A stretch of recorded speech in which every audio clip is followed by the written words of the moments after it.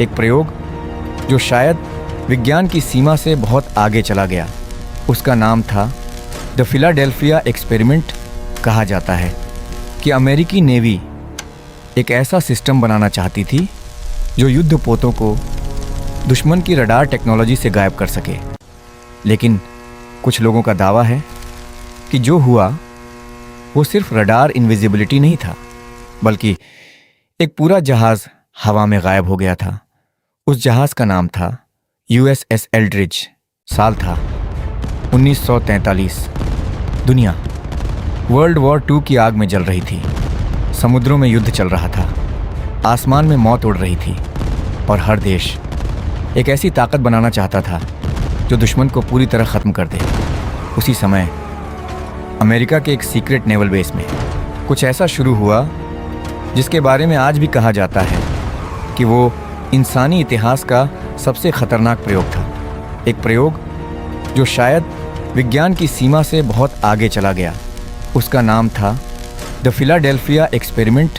कहा जाता है कि अमेरिकी नेवी एक ऐसा सिस्टम बनाना चाहती थी जो युद्धपोतों को दुश्मन की रडार टेक्नोलॉजी से गायब कर सके।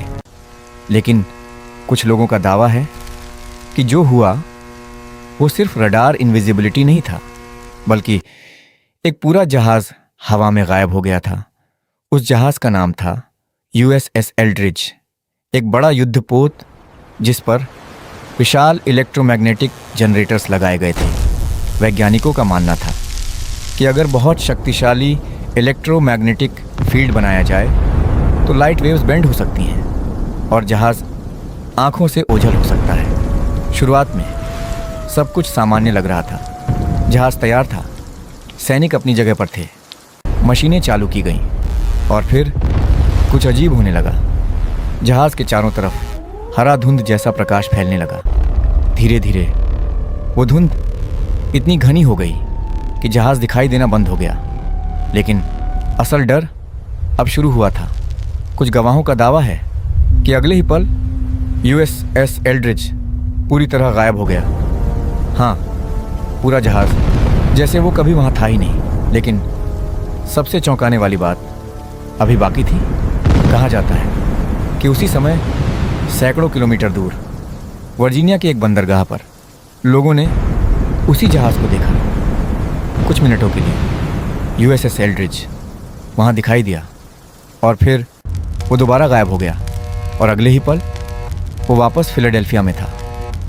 लेकिन जब जहाज़ लौटा तो कुछ भी सामान्य नहीं था। सैनिक डरे हुए थे, कुछ मानसिक संतुलन खो चुके थे और कुछ के साथ इतनी डरावनी चीज़ हुई कि लोग आज भी उस पर यकीन नहीं कर पाते। कहा जाता है कि कुछ सेलर्स जहाज़ की मेटल वॉल्स में फंस गए थे। हाँ, जैसे उनका शरीर और लोहे की दीवार एक हो गए हों। कुछ जिंदा थे लेकिन हिल नहीं पा रहे थे और कुछ सिर्फ चीख रहे थे। फिर अचानक सब कुछ शांत हो गया। सरकार ने इस एक्सपेरिमेंट के बारे में कभी ऑफिशियली कुछ स्वीकार नहीं किया, लेकिन सालों बाद एक आदमी सामने आया। उसका नाम था कार्ल एलन। उसने दावा किया कि उसने अपनी आंखों से USS एल्ड्रिज को गायब होते देखा था। उसने लेटर्स लिखे, डॉक्यूमेंट्स भेजे और कहा कि सरकार इस एक्सपेरिमेंट को छुपा रही है। धीरे धीरे ये कहानी पूरी दुनिया में फैल गई। कुछ लोगों ने कहा ये सिर्फ कॉन्स्पिरेसी थ्योरी है, कुछ ने कहा ये सीक्रेट मिलिट्री टेक्नोलॉजी थी और कुछ मानते हैं कि उस दिन इंसानों ने स्पेस और टाइम के साथ खतरनाक खेल खेला था। कई थ्योरीज सामने आईं। क्या वो इनविजिबिलिटी एक्सपेरिमेंट था? क्या वो टेलीपोर्टेशन था? या क्या एक्सपेरिमेंट इतना पावरफुल था कि उसने रियलिटी को ही तोड़ दिया?